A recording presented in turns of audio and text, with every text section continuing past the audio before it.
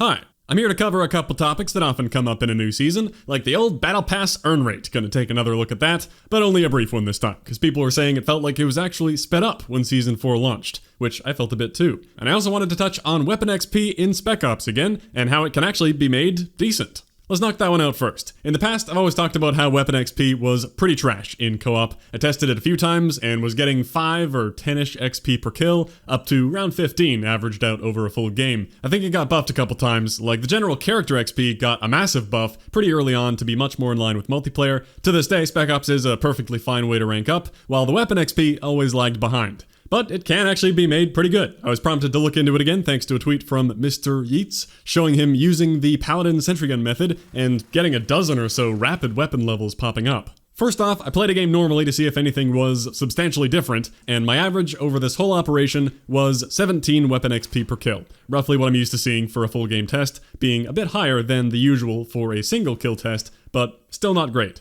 Clearly there's something giving me more XP than just the flat rate for each kill, but it's very difficult to test individual factors in co-op, like a headshot, or a double kill, or getting objective XP while you're holding the gun in your hand, because I'd have to try to do that one isolated thing and then play through the entire operation, unless we manage to fail it early, because if you quit out, you don't get any weapon XP. And then even still, it seems so inconsistent, I can't trust the numbers. Modern Warfare do be like that with XP, so I've kind of given up. But that's the background. Where does the crazy XP method come from then? Well, it looks like getting high kill chains will give you much more weapon XP. As you build up a multi-kill, you'll see the XP stack up on your screen, and it seems like it's doing a similar thing for your weapon XP. The best way to do it is with sentry guns, because they seem to count the kills as whatever you're holding in your hand. I assume other streaks do too, like an airstrike. Sentries are just the consistent and longer lasting streak. So you can plop them down at this section of Operation Paladin, for example. This is exactly what I recommended in a mission guide ages ago for getting sentry kills in co-op, because there's a big wave of enemies that come to attack the pool, and those sentries will help you maintain a high kill chain for the couple minutes of defending. And you should be helping out too. Go for some headshots to keep the streak going. My example there wasn't even very good, and there was no double weapon XP active. That'd be great.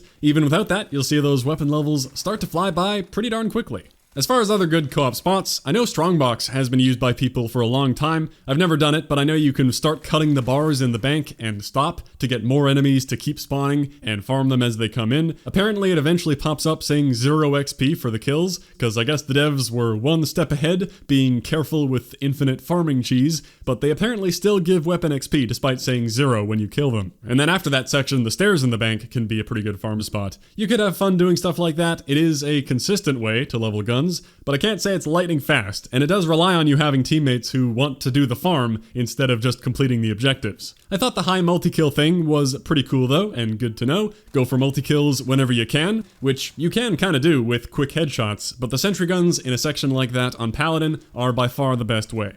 Is this the best way to rank up your guns though? Well, no. If you're decent at multiplayer, especially if shipment or a small map is around, then that's gonna be way faster. If you could solo these operations and die right after that enemy rush section, it would be pretty good. But if you're stuck playing through the whole mission, it's back to being kinda bad. And if you're going for camos, well, you're obviously not getting any camo progress on bots, and the spray paint camo may very well be what takes the longest if you're efficient, so there'd be no point leveling in co-op. So that's that. Just wanted to bring your attention to the possibility of getting weapon XP in co-op. Since I've always trash-talked it in the past, maybe you just want a chill way to get the first 15 to 20 levels of a gun, get some attachments before diving into multiplayer. You could do that in a couple runs of Paladin, and when I say chill, I mean it. My god, I swear co-op has been made even easier every single update. Look at this, what even is this game mode anymore? If you want any semblance of a challenge, you have to play Modified Veteran. At least that is an option now. That's cool.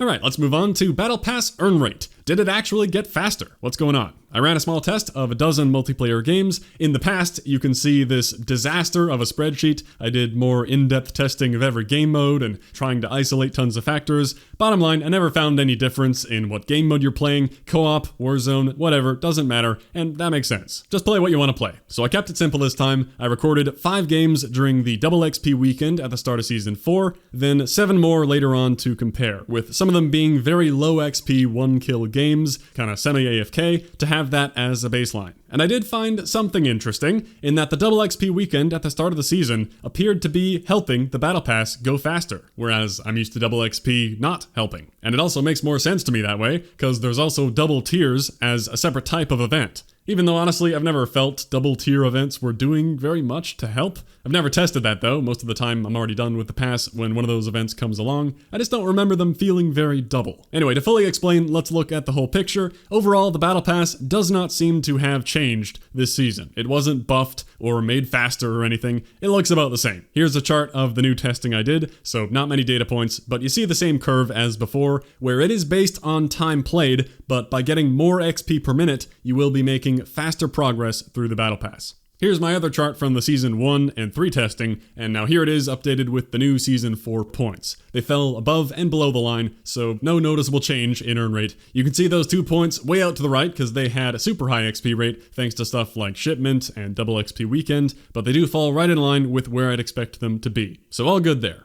Going back to look at only the new games, as a baseline up at the top left, those are my very low XP rate 1-kill games, where I basically only got the 2,000 to 4,000 XP from the match bonus, and that's it. Meaning those ended up around the 50 to 55 minute per tier mark that I'm used to seeing. Whereas if I'm getting crazy XP on shipment, I was getting nearly up to 10 minutes per tier. If you can keep up an XP rate that high, you could be getting a tier practically every multiplayer game.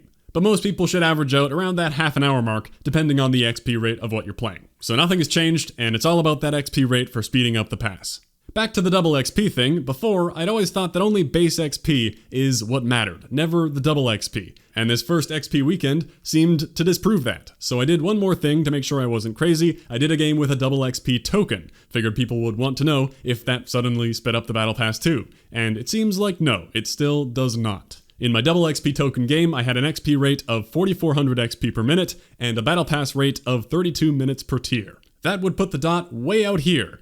Yeah, that doesn't seem to fit very well. But if I assume the double XP token is not factored into the Battle Pass and I cut my XP rate in half, then the dot would go here. Yeah, that theory looks like it fits a lot better. So it seems like only that first double XP weekend was giving people faster progress, and maybe future double XP weekends will as well. But I can't say for sure that's what's going on. We could enter conspiracy corner, cause I kinda thought the Battle Pass felt faster even before that first double XP weekend kicked off. Maybe it's actually that the first 10 or so tiers of the season progress faster than the later tiers of the pass, to hook you in. Not that it's an evil thing to give people faster tiers, just thinking about other explanations. Cause it is getting later in the year, engagement dropping. I know some friends who were thinking, nah, I'm not gonna play enough this season to get the pass, not worth it. Then they were surprised at how fast it felt early on, and thought, alright, I'm already pretty deep, maybe I will end up finishing it. Not that they get any money from that, cause we're only using COD points we already had, and earning them back. But anyway, conspiracy corner over, just saying there are other ways you could explain that faster progress when I was recording during the first double XP weekend. Maybe they were secretly testing out double tiers, or they accidentally had it on with the double XP and didn't announce that it was double tiers. Cause I do find it weird that that's a separate type of event. If double XP is also helping you earn faster Battle Pass,